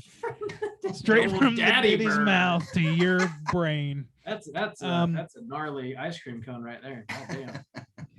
You don't want any of that one. Okay, anyway, Rotten Tomatoes. Here's how this works. Normally, I will have these two gentlemen guess within the best of their abilities between 0 and 100% what the aggregate score is on RottenTomatoes.com for the movie in question. Unfortunately, is everything okay? Justin just lost his fucking mind. I just saw another line. What does it say? You gotta read it. You gotta read it now. you know, you know how much I love you, Daddy, but if you don't mind, I'm only gonna kiss you on the cheek. Oh my God. What the fuck? Married to the beast. What the fuck? This song is fucked up. It's so God damn. damn. Oh, Fucking God. Bob Carlyle's There's- fucked up. Maybe dude. maybe all the bombs crying about the song are crying for entirely different reasons that I never Ah, understood. Damn. All right, I'm gonna leave it alone. Rotten Tomatoes. Okay, Rotten Tomatoes. Unfortunately, this movie only has 4 reviews, so there is no tomatometer rating on it that they will give. So I'm gonna default over to the user score. There are fewer than 50 ratings, so it's not a big sample either, but there is a score there. So what are you guys thinking that the users, the audience, thought of this film? Start with Rob this time. I think all the daddies weighed in here and rated this high as fuck. So I'm gonna take a 76%, please. All right, 76. Soju, what about you? That's probably a good guess. 50. I'll go a scotch lower, but I think it's probably going to be in that realm as well. Give me the 70 deuce. 72. All right, Bobby, you're going to take this one. This week, you're a one and done. I've been on fire. 79%. Yeah, I'm one with the 79%. daddies. Yeah. Damn it. I have a daddy kink. We know, Bob. We know. Oh my God. So yeah, we don't. Justin, I wasn't getting too high and mighty on your throne there because as we all I know, support incest. God, damn. Randy, don't make me bring out your bumps now. Oh, don't bring out the bumps, did it? Oh. We rode those so pretty we're- hard while you were out a couple weeks ago. Just like that, Tony. Sure, I'm sure. So yeah, there are only 4 reviews, like I said, and they're all positive. So I guess it's technically 100%, but they don't even list it because of such a low sampling. And so there's no negative reviews to read. I'll just read one positive review randomly here. This says, it's a fascinating look at how a filmmaker can become so obsessed with something it destroys his life, which I fully agree with. The problem is, of course, still the ending to me.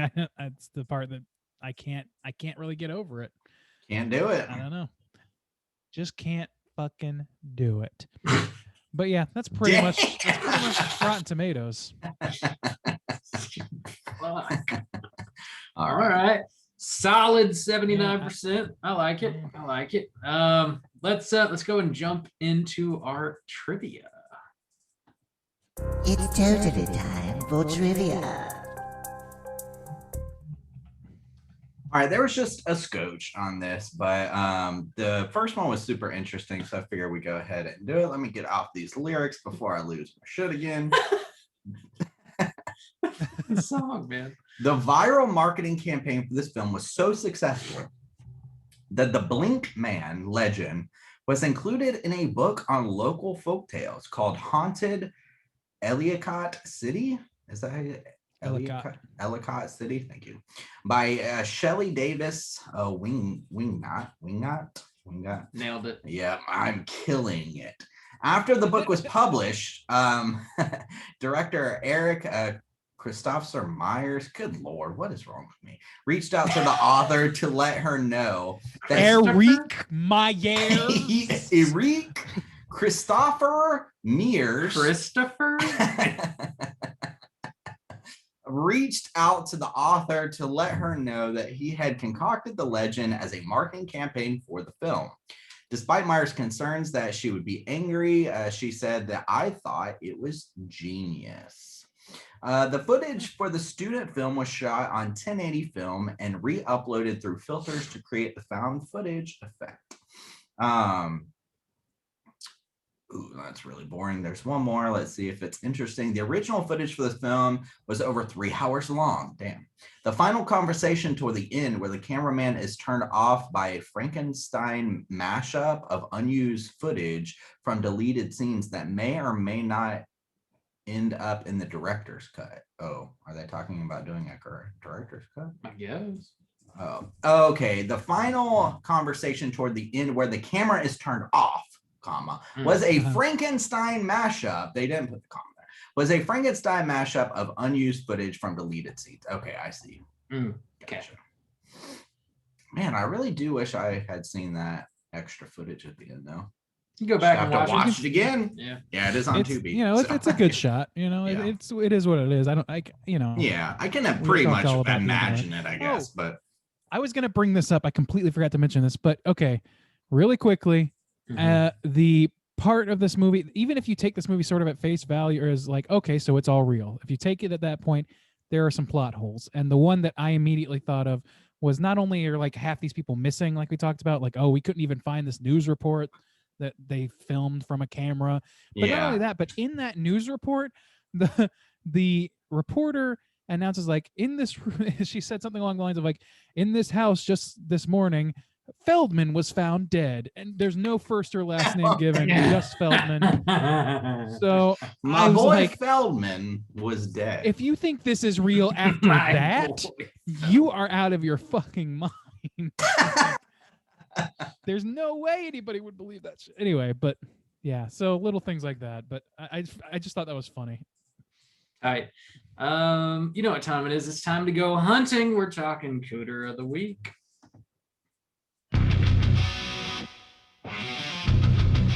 Straight chillin'. Cooter of the Week!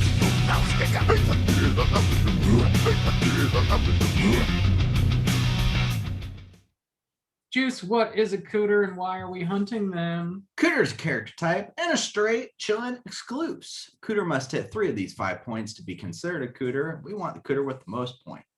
5 points are manipulation, smug arrogance, sexual deviance, Sexy DV. yes, overall patheticness and overall look and attire. Boys, I there's like your not hat. there's not a whole lot of characters in here. I think we might be able to snatch ourselves up a cooter though. Oh my Gavin. God, is there any doubt? Yeah, y'all want to go with Gavin's Yeah. to kick it off? I like your hat. Let's first, talking about hat, let's nominate for look and attire first. Was he driving a cab? What's he This doing? man, Dude, that hat and then man the is not a 1940s paper boy. He's just not. It also had like a matching tie at one point, I felt like, but the outfit that he was wearing did not justify a tie. He like reminded me of Charlie Kelly sometimes. Kind of, yeah. Interesting. Like, I don't The whole know. thing. Okay. He was, yeah. So yeah, like his attire certainly.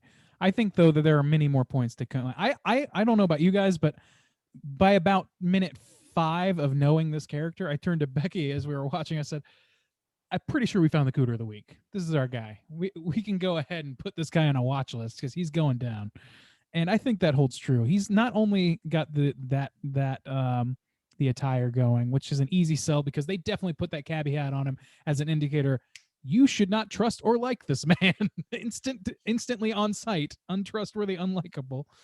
But on top of that, you've got patheticness. Certainly a pathetic story about a man who has completely sold his family down the river, and it's just fucking horrible. Honestly, it's just bad adulting, as they say. Overall, like patheticness, I guess. Yeah, he's killing because he just like is not taking care of his family, and the little money that they do have that they borrowed from like their in-laws, he's blowing on like sound design, which even the sound designers are like, why are you doing this? Yeah. Because if it's supposed to be found footage, like, why are you paying to have us clean it up and make it sound good? I know it's just, it's kind of funny. Like everybody who was an actual expert, so like the sound design guys were like, you're being stupid. Bigfoot man. Then the director who actually made a successful found footage film was like, you're being stupid. Pretty much everyone just calls him a dumbass. And who even has people any who sort of believe in experience. supernatural, Yeah, telling him he is stupid.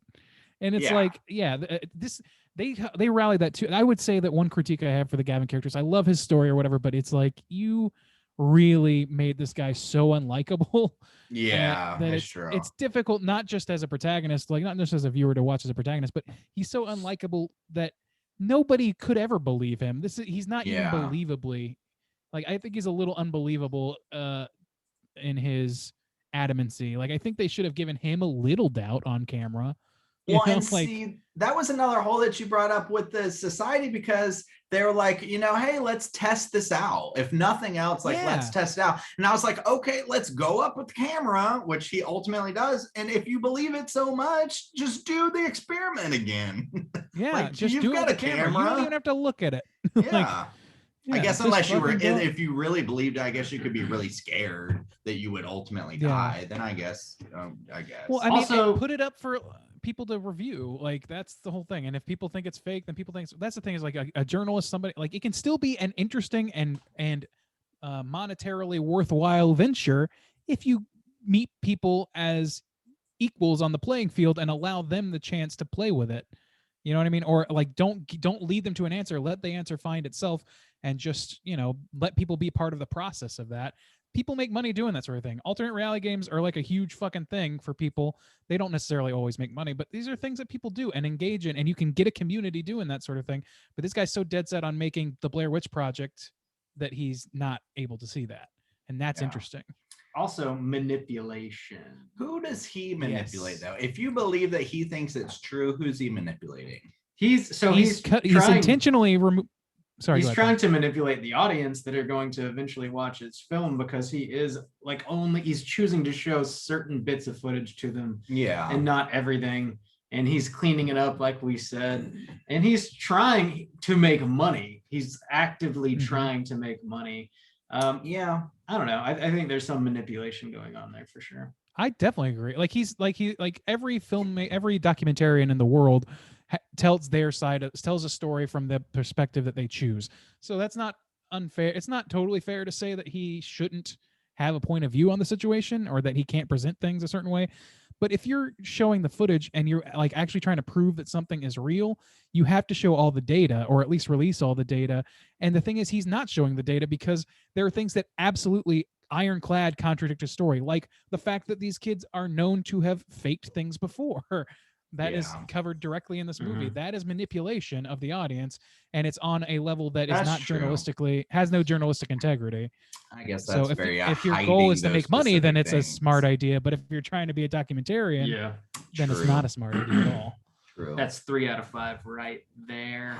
Is he? Yeah. What are the There's others? no sexual deviance really going on. No. What about smug? He's like smug, arrogant in the worst way. Yeah.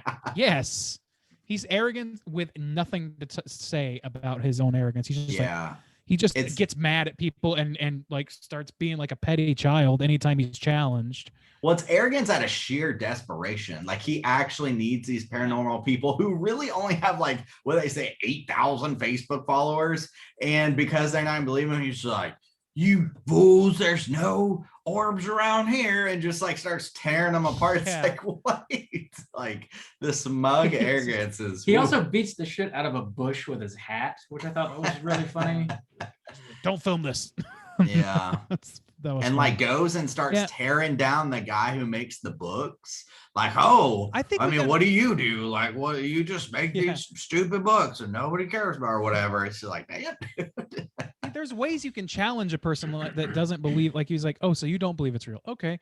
Well, what if I show you some of this footage and you can tell me what you think about that? What do you think this could be? Yeah. And just get their opinion. That's your job, is to get their opinion. It's not to get pissed at them when they don't tell you what you want to hear. It makes him so fucking unlikable to a reasonable point, but it also is just like, it's just tough to stick with him at that point, and then to later back off of that and say, no, wait, he was right all along, feels really hollow to me. But yeah, I think we got our cooter.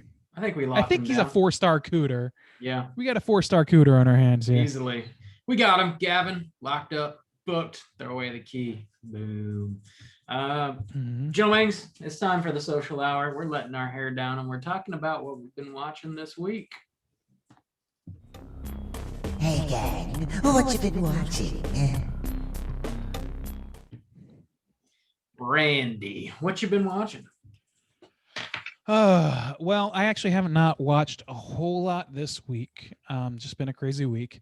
I will say that I found a show. I've only watched a couple episodes of it, but I like it on nostalgic grounds, called Timeline. I don't know much about who makes it or what, or if it's intended for YouTube or something else, but it's basically like I want to say it's like 40-minute show that covers a specific year and just all the cultural and scientific and political things that have gone on, like in a very broad survey.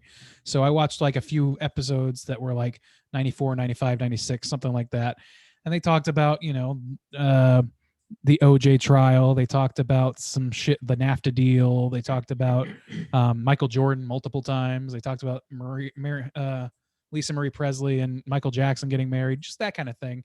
And then they showed like they would intersperse with like commercials from that era and shit like that. I liked it. It was like a nostalgic vibe for me. So I'm going to probably watch a little bit more of that. I don't know much, like I said, about it beyond just having tossed it on. But it's worth a look, I think. I did watch the second episode of Loki. I think that's going pretty well. I'm really interested where they're going to take that. It's a pretty confusing setup they've got, and I think they're taking it pretty slow with introducing things, but it might be one of those things where it's like you kind of need to not think about the nuts and bolts of how the lore works in order for it to work as a story, which is challenging for me. With them, especially because this whole franchise, like there's like the MCU or whatever, it's not always based in direct reality, of course, but they stick to their internal logic typically. So I don't know. We'll see, but I'm enjoying it for the performances, and it's high quality shit, just like all the other Disney Plus Marvel shows that have come out so far. It's they put the funding into this shit, and it shows. And then last but not least, there was E3 this week, which isn't a huge deal for me usually because there's only a handful of games that I give a shit about, franchises, I should say. But one of them was Zelda, and they released a new trailer for Zelda Breath of the Wild, which part 2, excuse me, which looks fucking awesome. I'm a little concerned that it's maybe going to be too much of the same game. Because they're still using, I think, a lot of the fucking assets and a lot of the map from the original game, but they haven't let me down with a mainline Zelda game yet. So I'm pretty excited, and that got me into playing Zelda Breath of the Wild again. I started playing through, and really not to play. Lovely. I'm not playing the story. I'm just straight up running around, going to places that I've never been to on my map just to see what they look like, just to fight a Hinox there or whatever, and just moving on and just trying to like lay foot on every inch of the map that I can, because it's such a fucking fun game just to piddle around in. I did that a little while back where I had played through it. I didn't want, it's a heavy game, but I went and kind of did the same kind of thing where I was like, oh, let me get some of these collectibles, and ultimately got like the OG tunic and shit like that. And it was still like a lot of fun to jump back into, even though it had probably been like a year or two since I played it. So yeah, that trailer looked pretty good. And like the sky elements, I hope they can maybe justify Skyward Sword maybe a little better or something, which was one of the fucking worst in my opinion. A lot of people like that game, but I thought it was bad. But I don't know. I thought it was a great game as well. It's not the best Zelda game, but it's a great game in my opinion. Really, I hated it. I can't believe you hated it. I mean, like I really did. I really did. I think it's like my least favorite mainline Zelda title. I mean, it's probably mine too, but like that's not to say that I hated it by any means. Yeah. It just wasn't as good as the standard of Zelda that I would like, and I think they hyper corrected that with the second one, or with the Breath of the Wild. I mean, sure. But yeah, as far as the sky stuff, I just hope that there's enough of the sky stuff and other stuff that's new, brand new, to justify reusing the map assets. Because I'm just a little bit. The whole selling point to me of Zelda is the discovery and the all that shit. So if you're not going to have new places to discover, then it kind of loses its edge for me. Now, so hopefully there's enough of it. Here's what I thought. Here's a theory I had about that. The way that the trailer shows, where it's kind of sinking in. I was like, what if, because I got hints of like Skyward Sword with the sky stuff. I was like, what if they do this like upside down world, like Majora's Mask, where Dude, I would love like Majora's it's an Mask alternate. It's like the same place, how they do it there. And I was like, oh shit, that would be dope. Because I thought the same thing as you. I was like, oh, is this like kind of the same space, but they're adding like a height level or whatever. But then when they were showing like it was fun or sinking in or like whatever, I was like, oh fuck, are they going like to the upside down or something? I was like, ooh, that would be fucking cool. I really would like. Majora's Mask is still one of my favorite games of all time. So like, I think that if they went, I especially would love to see, and I know this is like it doesn't have to be this, but I always loved that they took like a really beautiful and whimsical game and gave it a dark whimsy in Majora's Mask. And I hope there's some of that going on. That first trailer certainly seemed like it, but this new one seems like it's going more like bright and sunny and whatever. They can still go dark with it thematically and have a lot more to do that's not just in the sky, that's dark settings. I hope for some dungeons. I'm praying for some dungeons. Like I think they will. I think so. I think so too. They listened to the audience real well when they made Breath of the Wild 1, and I feel like they're going to hopefully listen to some of that this time as well. But we won't find out until 2022 . So Bob, what's your favorite Zelda? What are you thinking about all this? I really love all of the Zelda games. My favorite's the Zelda Yellow. Yeah, Zelda Yellow. Zelda Yellow. Oh yeah, with Pikachu. Yeah, classic. That's the one. It's the That's best one of the classic Zeldas. I know it. Don't we all know Zelda it? Yellow. Tight. Juice, what you been watching? Dude, I legit have not been watching anything. I did finish up The Confession Killer, which Randy had mentioned before, recommended. I had started it, finally finished it up. A lot of Jacksonville, or at least like references going on. There are some mentions, yeah. scenes where they're actually in Jacksonville or where people show up at Jacksonville. And actually like one maybe interview or two that took place in Jacksonville, which was super interesting. I was telling Bob, we joked, about Otis Toole, Uncle Otis, who is in this documentary, who was a serial killer and who lived in Jacksonville. My grandparents were telling me today during our Father's Day kind of get together that when I guess that was going on when they first moved to Jacksonville, and they actually received a like strange call one night from somebody they didn't know, who was like cursing them out, like, you murdered all of those people, like your family's disgusting and stuff like that. And then like it scared my grandmother. She's like, what? Who are you calling a cootie queen, you lint liquor? Yeah, so that was pretty interesting just to hear them talk about it today, because I was telling them that I had watched that documentary, and so they were just kind of talking about it from their perspective. I was like, that's wild. Did old Uncle Otis ever give you butterfly kisses? Oh. No, I already gave him on his daddy's cheeks. So. Oh my lord! God damn. But that was a super. That was a good recommendation from Randy, and I do plan on doing a mini cast on that one eventually. Other than that, we were watching Dave the other night. It was pretty. I got like some pretty good chuckles out of it. I don't know if it's something I would seek out, but it was fun for just a bunch of people around and throwing that on. And then we watched Joe Bob, and so I got to see Little Shop of Horrors, the OG. And also too, listen, that's the first time I think I've ever watched a interview with Roger Corman, and that was super interesting. Actually, that dude, who was like, what was he, 95, 96? Yeah, 95, yeah. Was so sharp. I was blowing my mind how on point that guy was at such a like old age. So I actually really enjoyed that. That was like my favorite Joe Bob episode this year. They like went out with a bang. That was really solid. But yeah, dude. Other than that, I like have not been really watching anything new. Bob, have you been watching anything this week? Not much, man. It's been a crazy week. We watched Joe Bob on Friday. The double feature, both Roger Corman movies, Little Shop of Horrors from 1960, and then he also showed Humanoids from the Deep, which we have covered here on Straight Chilling. It's cool to hear Roger Corman talk on both of those movies. Outside of that, I revisited Iron Man, or Iron Mang. Solid ass movie, obviously kickstarted the whole MCU situation we got going on nowadays. But that's about it. Yeah, that's really all I've been watching. It's definitely a light week for Bob. Without further ado, we got one more segment. We're getting into our Hotline Screams. Hotline Screams.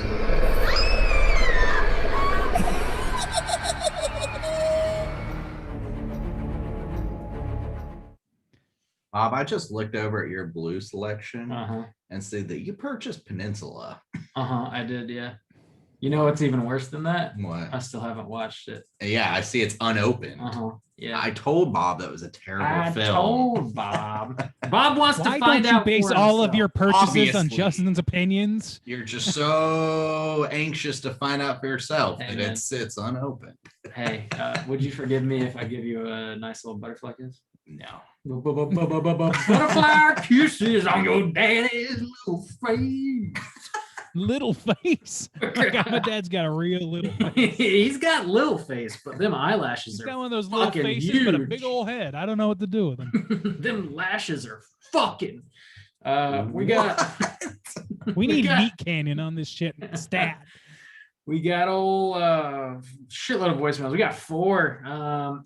First up, also, like, if you're listening, you want to call in, leave a voicemail for next week's show, hit us up at 904-638-3231. We're gonna hear about all these weird ass butterfly kisses from all these people. Hey, boys. So Sweet 16 today. She's looking like her mama a little my more God. every day. Oh my One part God. woman, the other part girl. dude, that song is fucked. God damn. I Fucking support Bob incest. Carlisle over here. Jesus. Get the fuck out of here. Girl. Oh, my daddy's My breath. tiny little face is so tiny. Turn 16 today. God damn. I would not like that Mama. version. I did them all every day. Yeah. Walk beside the Dude, pony, I might Daddy. just reach out to It's my fucking first ride. Meat Canyon. Dude's got to take this on. Meat on the track. We gotta get meat on the Meat track. on the track. My boy Meat. Why that hit me? We gotta get meat Got on my the boy track. Meat on the track. We It's want. my first ride. Do you think Meat Canyon is actually red meat? No. Our boy Red Man, Meat. we do not need to go into what the fuck you're talking about now. We knew a real person that Named liked to Red be Meat. called Red Meat. Yeah. His daddy gave him butterfly kisses. All right, we gotta. We're in a voicemail from Jack. Thursday. Let's hear what Jack has to say. Howdy, straight chillin'. It's Jack once again, a resident mystery caller of this podcast. I haven't listened in a little bit. I think today I listened to the Conjuring episode, the new one you guys released. I've been on vacation, so I haven't been able to listen to the new episode.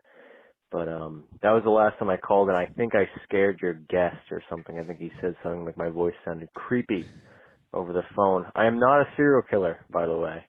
I'm actually a very nice guy up here.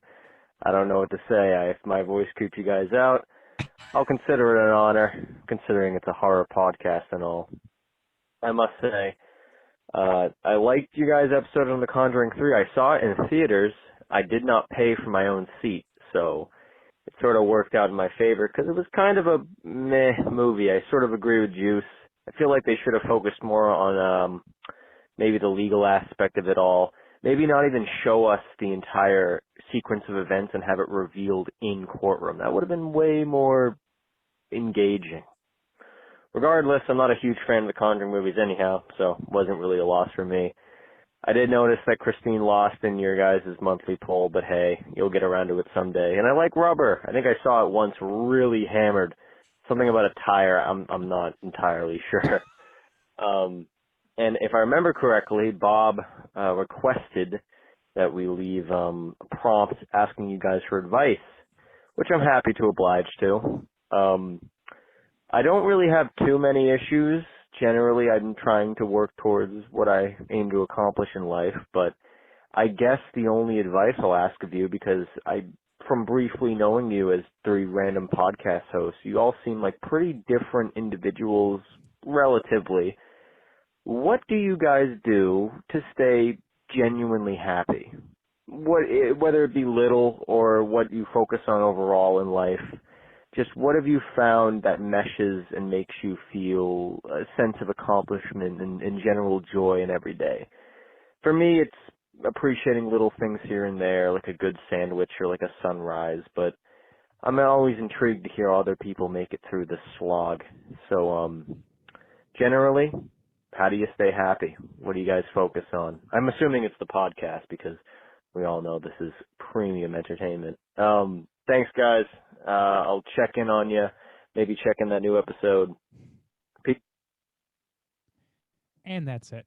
So let me quickly answer on Rob's behalf. I have a daddy kink. That keeps Rob going. We know Yeah. this. It's That really and- the light that keeps his heart in flame. That and also cocaine is a hell of a drug, Jack. Let me tell you. Yeah, that's I don't know. Like, I would say the podcast certainly. Like, we have a nice little community going on our Slack channel. We get to, everybody's real good to each other, and we get to have nice conversations about stuff. I don't know. I think it's it's a bright spot. You know what I mean?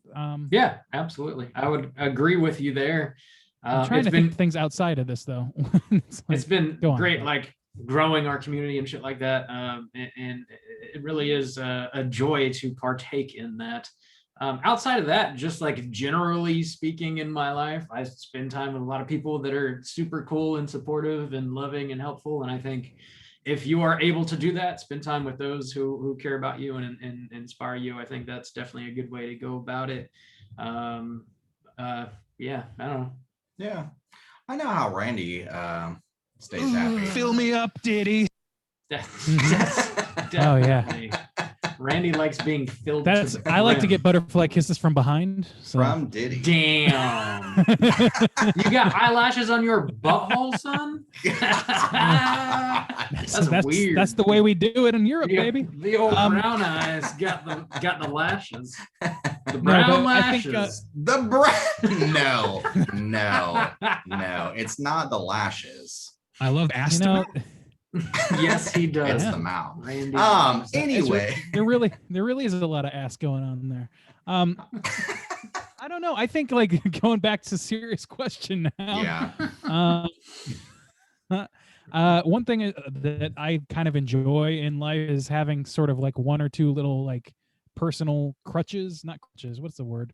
Personal endeavors, I guess. Prostitutes. So like for a while, for 1 year example, like in 2018, I drew a picture every year and posted it to Instagram. Maybe like 15 years ago now, I gave up pork because something I read made me sad. And I like having that as a thing that I control. You know what I mean? Having one little item that I control. And then recently this year, since the first of the year, I've been doing push-ups every day and working my way up to the higher amounts by every week, adding one on top, and sit-ups as well. So like just one way to like make sure I have some bare minimum, a bottom for my physical activity because I have a sedentary job. I like doing that sort of thing. It's not like an immediate happiness. I actually kind of hate doing it because it's exercise and fuck that. But you know, the long term, I like the way that I've done that every day. I like that I have control over that one aspect of life, no matter what. So having sort of like just something you pilot always is a nice thing to do. Yeah. In my opinion. I like to have like little goals always. Like there's always something to work towards. So similar to Ray, like where there's this thing where you can control, but it usually is like, even if it's not huge, it's something you're working on that usually like to better myself, kind of like the push-ups or something like that. But it's usually like I think we're designed in a certain way growing up to where that's the case. Like you go from first grade to second grade, or even from like test to test, and you kind of always have these goals structured in your life. And then you get to a certain point in life where they're like, you do whatever you want. And I think a lot of people struggle with that without realizing that that might be the problem of like, I'm just floating now, you know, like, and sometimes you get into autopilot, like, oh, my job, like I've been doing it for years. Like I'm not really thinking about it. And I think just having those little goals that you kind of set yourself, because once you accomplish them, and it doesn't have to be a huge thing, but you get that sense of accomplishment. You are able to look back and say like, that is how I spent my time well. And I think that makes you feel good and stuff like that. So that's something that I kind of gear in my life. It's just always there's some kind of goal to accomplish, and then it goes to something else. So yeah. Yeah. Advice time with straight chilling. Boom. Nailed Solid it. question, Jack. Randy, you need to take the sound back. Take the sound back. Take the what? The sound back. Justin took it from you to play those bones So about how you like to eat ass and stuff. Gotcha. Yeah. Well, that sounds great. Yeah. You got it. But yeah, call in and let Straight Chilling solve your problems. Well, that's what we're here to do. That's what we do. Next up, we're going to hear from advice. We're going to hear from our boy Tom. Let's hear what Tom has to say. Man, I don't know what it is. It's just like I don't actually like any of these Batman movies. I don't like Batman Forever. I don't like Batman Robin. Yet it's just like they're all bad movies. Like I don't understand why people are coming so hard to defend Batman Forever at me. I mean, it's a bad movie. So is Batman Robin. So is everything. Juice, thank you for burying that. Randy, what are you doing? Man, but it's a great movie. Come on, man. What's a great movie? All right. I don't. You know what? I take it back, Randy. You're doing great. I don't want to start any other feuds. I also have more people coming at me in the Slack and voicemail. Jesus Christ, Bob, this is your fault. Listen up, brother. We got blood. A bay of blood. No, that's fine. A bay. I think I was pretty fair to that movie, but people gonna disagree, and people gonna not like Batman Forever, and that's all. Well, I think Randy needs a little more shade, to be honest, because me and Tom had a little thing. Bob's been having a little thing with Kyle. Randy's just been getting off scot-free. So somebody call in and hassle Randy. Everybody shit on Randy. Just shit on him. He loves it. Oh man, buddy, welcome to my high school experience. Fuck you. I got this shit on lock. Fuck. I don't even have to blink when that shit happens. It's just part of my day. Randy doesn't blink because he sees. I don't like getting butterfly kisser only on his butthole. Hey, on my butthole today. You got another boys. Hey, another line. Are you going to be able to read this without cackling? Oh, with all that I've done it wrong, doesn't look like it. I must have done something right to deserve her love every morning and butterfly kisses at night. Jesus Christ. Every morning. In the morning. Fucking Bob Carlisle. We're on a schedule every morning. Digging that hole deeper and deeper, man, with every line you read. I'm calling that. Now imagine this was written by Ariel Castro, and you kind of got the idea. God damn. Sounds like Uncle Otis wrote some of this shit. Thanks for calling, Tom. Much love. Uncle Otis. Call in and shit on Randy, everybody. Next up, we're going to hear from That's somebody. the prompt for next week. Somebody, I don't know. Here we go.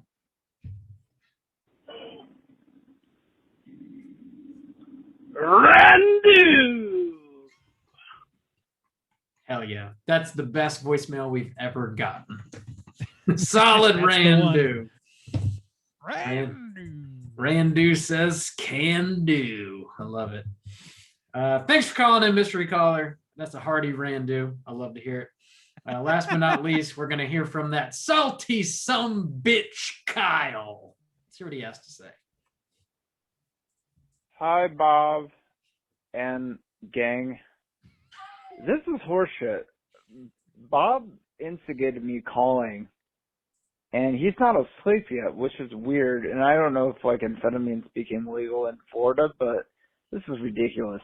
I've been up every episode of Joe Bob's The Last Drive-In, and now I'm losing money, and I'm not butthurt. Maybe I am. Maybe I am butthurt, but this is ridiculous. Come on, Bob. You know you want to go to bed. You're fucking 33 now. The joints are going. You got to stretch before you do shit. Go to bed. Just take a nap. Do shit old people do. Even though I'm 34, so we're in a similar boat. But anywho, it's in all seriousness, it's been so much fun doing the Last Drive-In with you guys. And thank you so much for having us be a part of it. It's been great. I plan on leaving more voicemails. I've been a lot more vocal recently, and I hope to continue.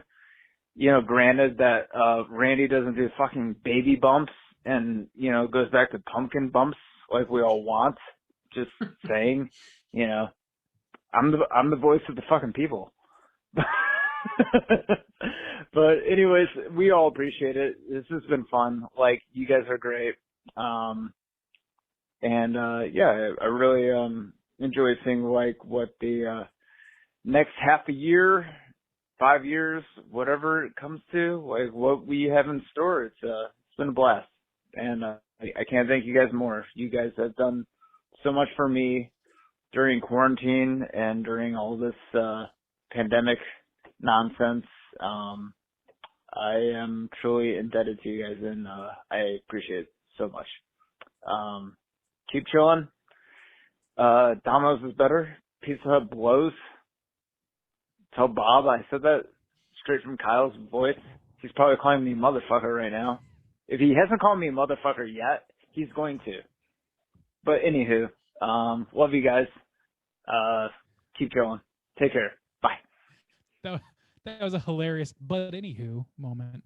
But anywho, motherfucker Kyle, everybody. Who likes Domino's over Pizza Hut? Fucking psychopaths. That's who likes Domino's over Pizza Hut. Fucking, Uncle Otis probably slammed Domino's like it was going out of style. Look, you know, as long as we can all agree that Papa John's can suck shit. Yeah, they kind of can suck shit. Regardless, thanks for the kind words, Kyle. It's always a pleasure hearing from you. Joe Bob was fucking a blast. Season 3 was a lot of fun hanging out with all you guys. And I'm sure he'll come back and do like something for Halloween, and we'll have another watch party. But until then, we're gonna take a little bit of a hiatus from the watch parties. Fucking Kyle, yeah, I stayed up for both movies this Friday. I was tired. Bob, what a champ. Yeah, I did kind of nod off. Did you really do the bare minimum? Holy shit! The bare minimum. Fucking staying up at like 2 o'clock in the morning. That shit is hard to do. I know it, buddy. I remember the sleepovers growing up. This has always been your. You've never been the guy that makes it all the way through. No, that's not me. That's not me at all. I'm a sleepy sumbitch. When I'm tired, I go to fucking bed, son. Anyway, that's interesting for everybody to hear, I'm sure. Yeah. Again, if you guys are listening, want to call and leave a voicemail for next week's show, hit us up at 904-638-3231. Let Straight Chilling solve your problems. That's what we're here for. That's what we do. That's not what we're here for. We cannot says give legal can advice. do. No, Randu says can do. That's the line. That's the company line. Randu! You made a bump out of it, or did you just play it? That needs to be a what? You got to make a bump out of that. We'll see. I can't give the people what they want because then they do this. Oh boy. Actual audio from Kyle whining. Anyways, that does it for us here this week at Straight Chilling. We're going to be back next week with a brand new show. As always, we're going to be tackling the winner of the June poll, which was Rubber. I am excited to talk about that. Yeah, that's a weird ass movie. Slam your eyeballs into Rubber, which is about a sentient tire, before next week. Until then, please rate, review, and subscribe to us on iTunes. You can follow us on Twitter at str8_chilling. Hit us up on Instagram at Straight Chilling Podcast. You can send us an email through our website, straightchillingpodcast.com. If you want to join on our Slack channel, hit us up on one of our social media outlets. Let us know, and I'll send you a link to join in on the daily conversations. And until next week, as always, all you mother truckers, please keep chilling.